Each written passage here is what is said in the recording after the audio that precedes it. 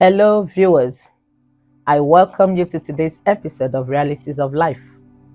With you on stage this evening is Reverend Mrs. Meldis Bidwell Ekpelibe. My co-host here is Apostle Dr. Bidwell. Sir, you're welcome to the program. Thank you so much. Thank you. Today is our episode 9. What we have today is stop looking for the right person. Become that right person. Character is what says it all. What is your character like? Who are you? What kind of relationship do you want to say? Do you want to get involved in? All these things will determine what you are, whom you want to become. Any relationship you want to become, you want to engage in, be that person you want in that relationship. It is only when you are that person in that relationship that you'll be able to attract somebody like you in order to get that good relationship that you want. The best thing you can do, the best thing anybody can do for himself or herself is to invest in himself, not in other people. It is only when you invest in yourself you can attract like terms. English people say that like terms attract. So today, we've come with a new episode. Who are you looking for? What kind of person are you looking for? What kind of relationship are you looking for?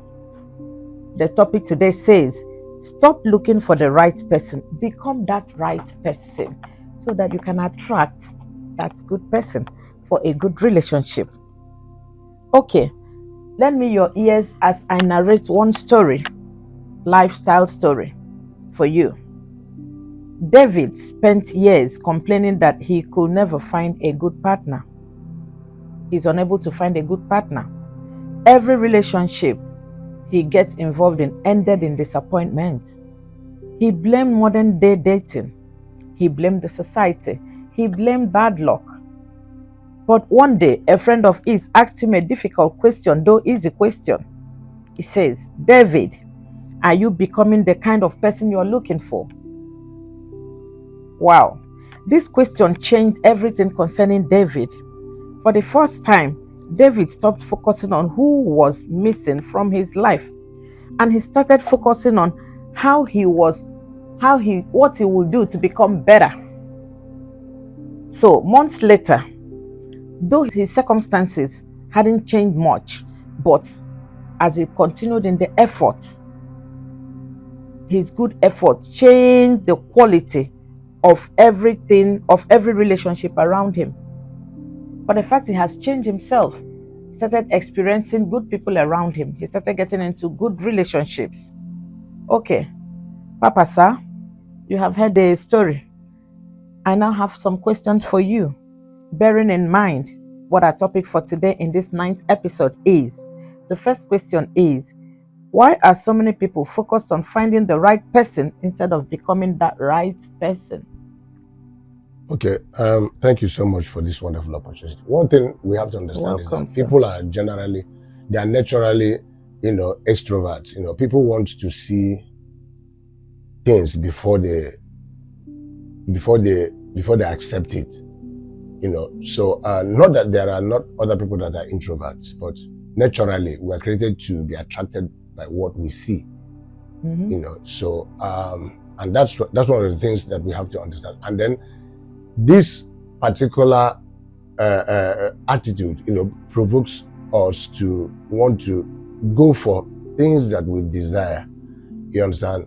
Removing our attention from ourselves, forgetting that whatever you want on the outside, that is what first of all you make yourself to be. You understand? You cannot be a criminal and you are looking for an innocent person to marry, to relate with. A criminal attracts a criminal. Like terms attract the other. Yes. The Bible says that deep calls unto the deep. The English people says it takes two to tango. So we have to understand that these are realities that you cannot change. Okay, so people, instead of focusing on themselves, they want the right person. Their mind is the right person. They are not interested in themselves. They want the right person. In fact, some people might even tell you, I'm a very bad guy. So I needed somebody that is very calm so that we can complement. Yeah. You understand what I'm saying? Yes, sir. So, and now in that case, he knows the bad girls like himself, the bad guy. Okay? But he wouldn't go for the bad girls. Yes. He wants to go for the good girls. But at the end of it all, the whole thing becomes a mess. Yes, sir. Because when a bad guy goes for a good girl and gets a good girl by deceptive strategies, do you understand? Yes, sir. The marriage will not stand. Initially, it will look as though everything is okay. But at the end of it all, the height of divorce is always in this spectrum. The bad guys picking the good girls. Or the bad girls picking the good guys. So first of all, we must have to focus attention on ourselves. Becoming the right person before we go out looking for the right person. And one thing here that caught my attention in that life story, in that short story, you know, where he talked about this same guy. He said months later, his circumstances hadn't changed much. But he had. What had? The guy himself changed because he now, you know, began to focus attention on himself. And he now changed. Yes. And then it says, and that changed the quality of every relationship around him. So the moment you are changed, yes, you don't need to start looking for the good person. No. Or the right person. Because the right person naturally attracts to you. You don't go after it. Yes. Anything you go after, you will lose it.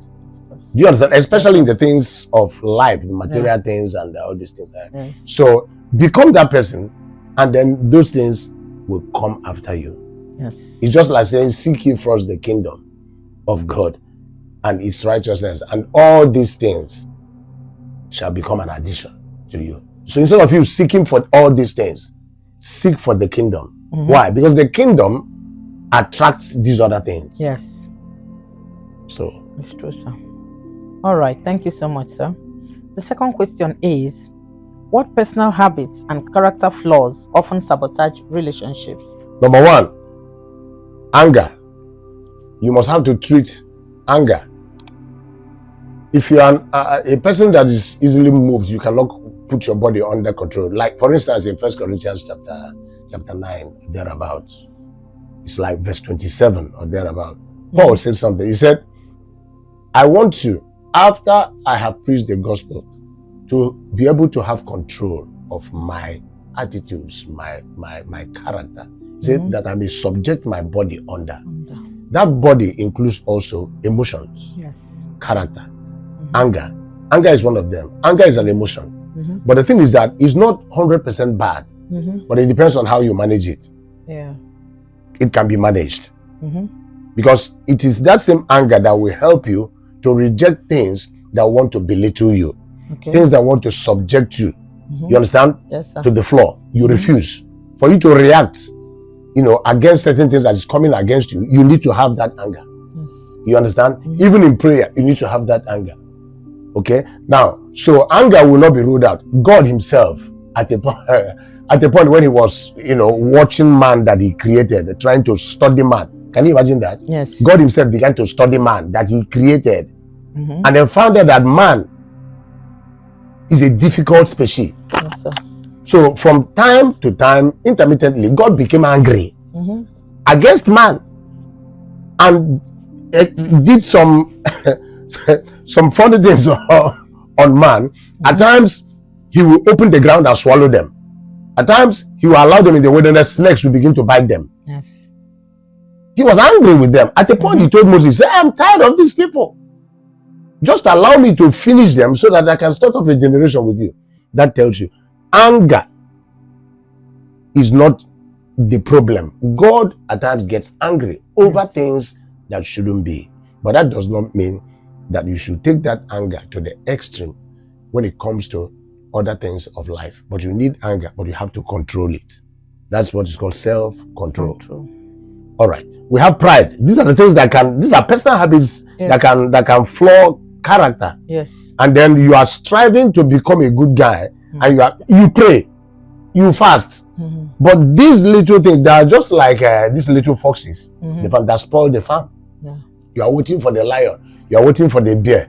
But this one is as little as it is, Yes. it can frustrate your goodness in quotes. Okay? Yes, all right. Another one is pride. You know, a man that is proud is a man that is devoid of grace. Yes. You know, when a man begins to become haughty, you understand, God withdraws from that man. Of course. You know, and allows you to become yourself. And then you can be surprised. Some of them become something, but along the line, they end badly. Because when a man lacks grace, yes, then there's a problem. He's not going to go far. Yes, sir. He might start well, but it will not be long. He will be crippled. So the best thing is for you to watch pride. Pride is not a very good one. If you're a Christian and you are listening to this, pride is a sin. You know, if you're a Christian, pride is a sin. When we talk about pride, we're not talking about pride in all its facets. There is a pride that is required. You understand? Pride of dignity. You respect yourself. You respect your body. You understand what I mean? Yes, sir. Respect your body. Don't use it anyhow. You can respect the people around you. You know. Okay. You can be proud of what you are. You can be proud of where you belong. You can be proud that you're a Christian. You understand? And then when people are talking about Christianity, you can say things. You don't have to be a coward. You understand? That's where you need pride. So pride in all its facets and is not bad, but the way you carry it is where the problem is. You understand? Yeah. So and the Bible says pride goes before a fall. Yes. So if you start to use it out of proportion, then you are ready for a fall. You're ready for a fall. Okay. Another one is laziness. These are habits that can marry you. Laziness, being lazy. You understand? Yes. A lazy man is like a man that hasn't got a future, but he feels that he has gotten a future. He has got a future, but he doesn't have the future really, because even the ones that he has shall be taken away from him. So God expects you to be productive. God expects you to be up and doing. You understand? You don't have to be lackadaisical about life. You approach things from the platform of it is possible. So you can't be a docile personality and expect to be mobile. You have to understand that you have to make a move in life. So if you want to become somebody that will enjoy relationship, you don't have to be lazy. You don't have to be lazy. Even if you are deceptive and then you get into a relationship, it will not be long. It will be noticed that you are a lazy fellow. So you need to be up and doing. Get busy so that you can enjoy your relationship, especially if it's going to end up in marriage. You understand? You need to be somebody that is up and doing. Then immaturity is another point. You know, immaturity. You know, to maintain a relationship, you need to be matured. Even if you are not matured, let that relationship grow you. As you are maturing, as you are growing, as you are depositing things into yourself to become better, you understand, you are getting matured. So you don't expect to be matured before you start, but you can get matured as you go along that path of relationship. But the thing is that you don't have to be proud about it. What you need to do is to be humble so that you can learn and then be able to make some adjustments in life. You know, that is what is called maturity. But when you refuse to make adjustments, you are immature. That means you are proud. You see the point? So immaturity will work again. It will sabotage relationship. And if that relationship is allowed to get into marriage, whereby both of them are expected to live together and stay together for the rest of their lives, and the guy or the lady, the sister, refuses to be matured, refuses to avail himself or herself, you know, to be taught, to learn, because something about relationship is about learning, and life is a learning process. You must have to understand that the moment you stop learning, you start dying.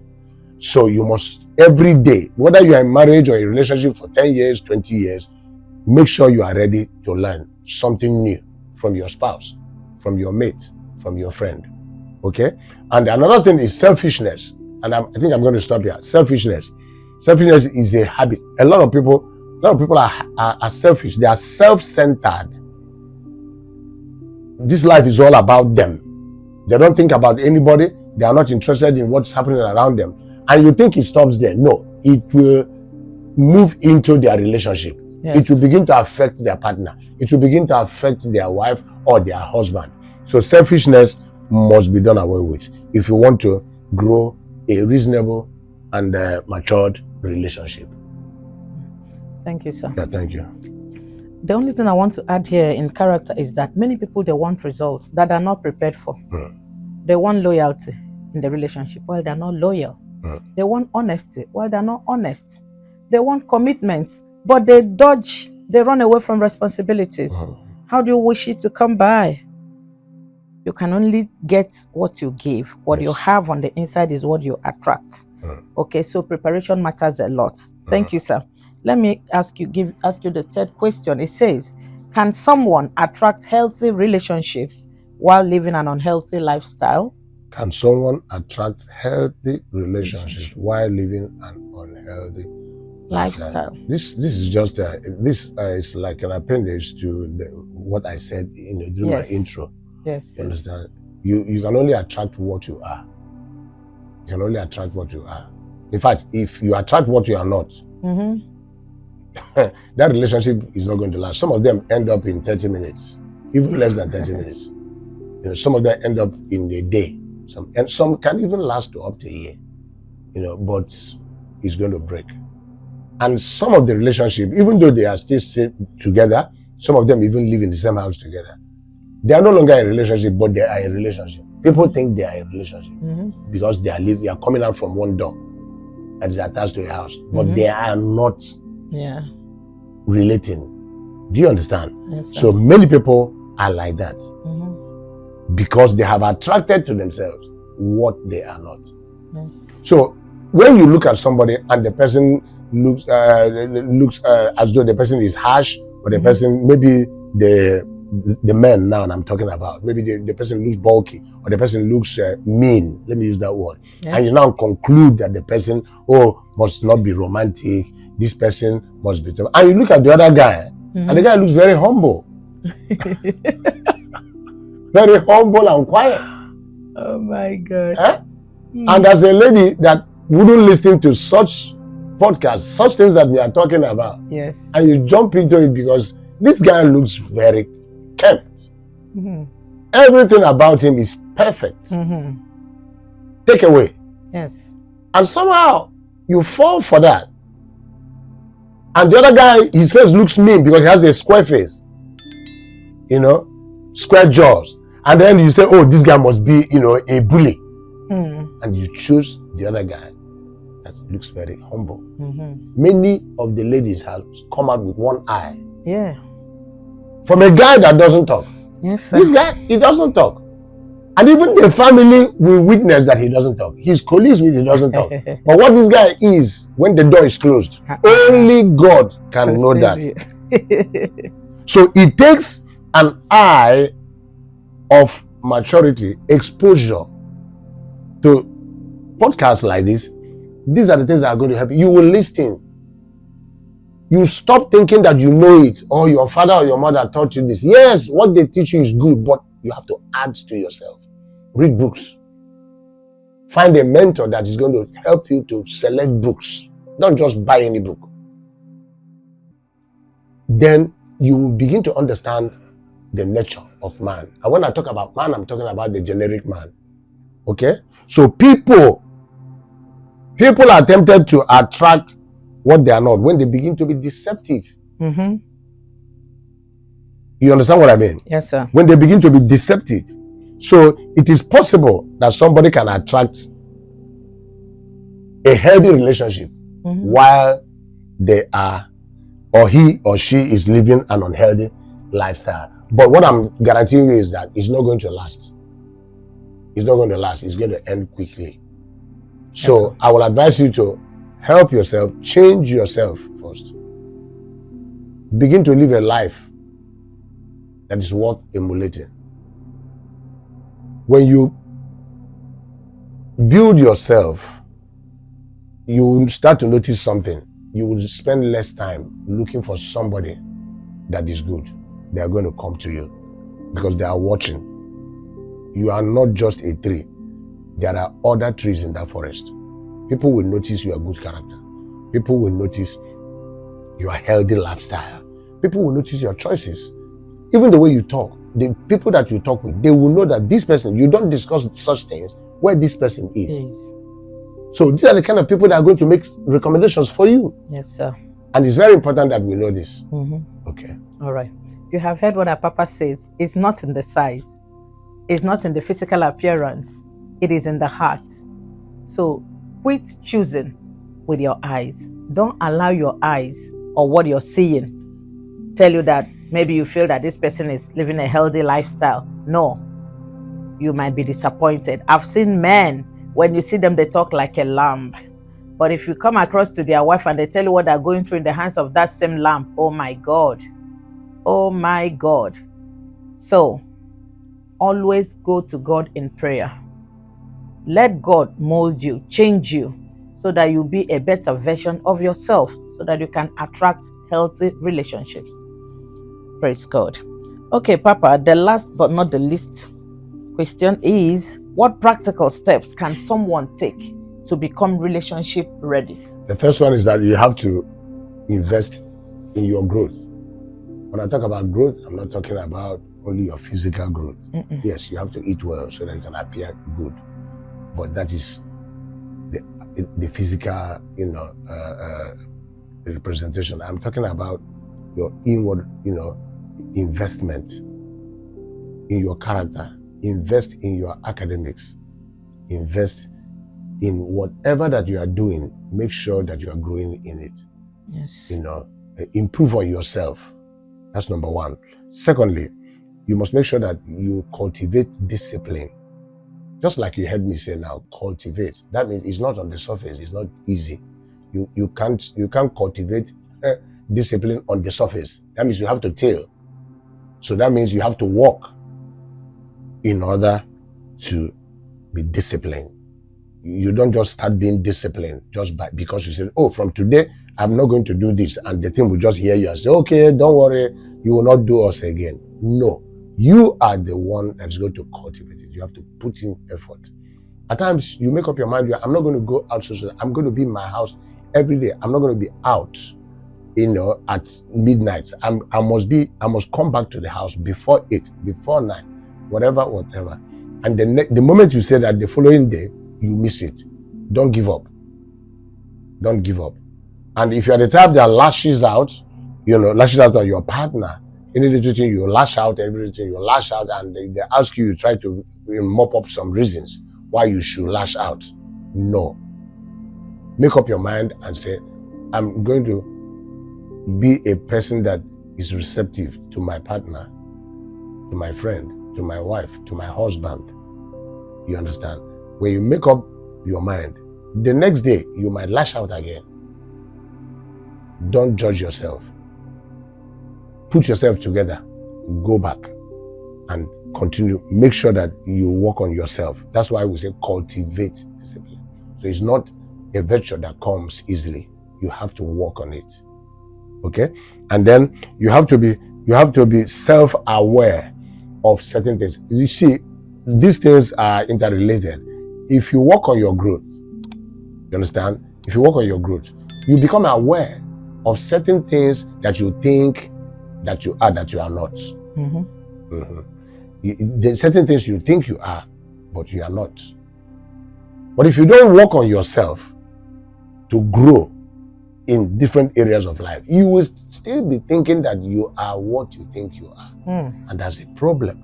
And that's why you start being, people start treating you as something that is repulsive. They don't want you around because they know that you are just like, a bomb. Anything you can, So the best thing is to work on yourself. Yes. And then be disciplined on that. And then become self-aware that there are barriers to certain things. You have to put those barriers. You have to make sure you maintain them. If you fail today, tomorrow, go back to it again. And then you become a better version of yourself. And then the final one is accountability. If you're in a relationship, make sure you are accountable. Accountable doesn't mean that one of you will come call the other person, sit down here, and you start to judge. Give me the receipt of all the purchases you made today, and let's assume you are talking to your girlfriend or your wife, and the person brings the receipt of the shopping and tenders to you, and you take it. Oh, my wife is accountable, or my husband is accountable. That's not being accountable. You are just enslaving that person. You are turning that person into an animal, and it will not be long. The person is going to burst. You don't treat people like that. You yourself that wants people to be accountable to that level, you yourself, you are not accountable. And you will not want somebody to treat you that way. So you must be wise. Accountable in this sense is that be open to your partner. Be open. Don't hide. Don't try to put something under the carpet. Be open. There are certain things that has to be said, and there are certain things that should not be said. All truths are good.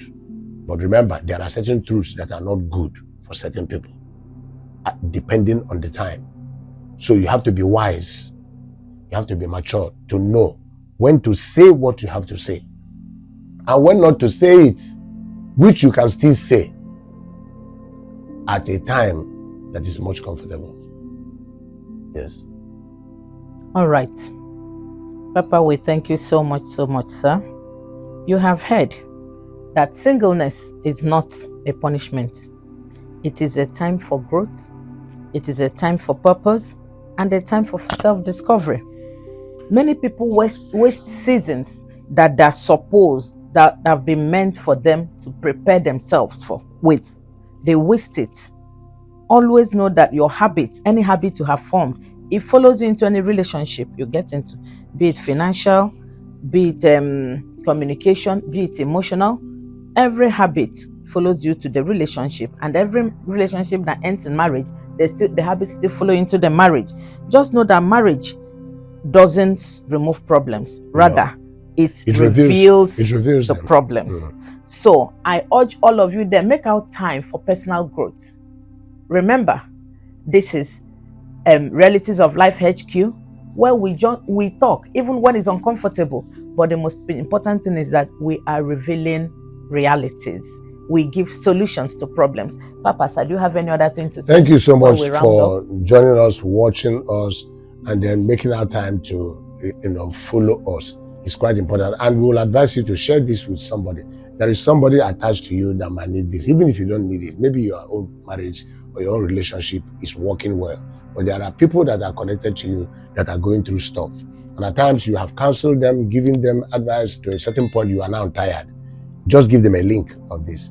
Let them go to our YouTube channel, and then go through it, and then you might be shocked. They will have an answer from some of the episodes that we have done before. Thank you so much for joining us.